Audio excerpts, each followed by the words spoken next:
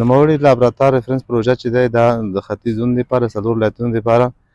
په نظر کې نیول شوی دی چې دا مختلف برخونه د لابراتوار په برخه کې لري چې په دې کې تقریبا په دې ټول ساختمان کې 22 اتاقه دي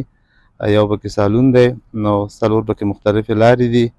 او نور پکې مختلف هغه کمپلیکس ساختمانونه چې ضرورت مطابق دي هغه ټول پکې نظر کې نیول شوي دي تقریبا د نیم جریب په ساحه کې تطبیقیږي او د دې قرارداد ټول 6 میاشتې موده ده چې تقریبا 2.5 میاشتې تېرې شوي دي او ساختماني چارې تقریبا د خشکارۍ پروسه ختمه ده او قالبکاري روانه ده د چت لپاره او دغه پروسه ان شاء الله په چټکۍ سره روانه ده د انجنیري اصولو مطابق 40% مخکې تللي دي او اوس زمونږ د قالبکاري روان دی د قالبکاري په برخه کې چې د کانکریټو لپاره د چت قالب بندي هم جریان لري زمونږ اکثره کارونه خلاص دي نن سبا له خیره سره تختې هم ورته دغه کوو منظم کوو او د کانکریټو د چت د لنټر لپاره آمادګي نیسو امید ده چې 2 میاشتې په موده کې دغه پروسه له خیره ساختماني چارې خلاصې کړو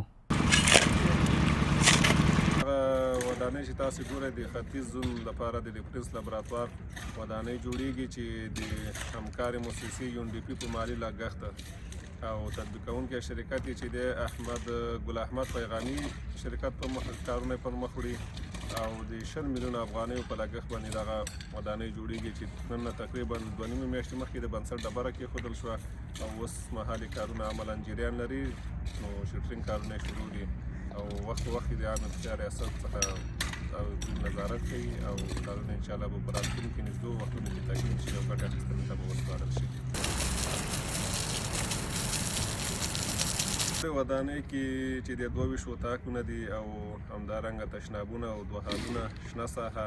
او د اوبو RCC ذخیره پارکینګ ټول په نظر کې نیول شوي دي انشاءالله دلته به مریضان په سهولت کې او ښه خدمات ترسره شي سیستم د تدنوستۍ نو کړی دی نو دې باندې زموږ ټول د هغه سیستم مخکې بیایي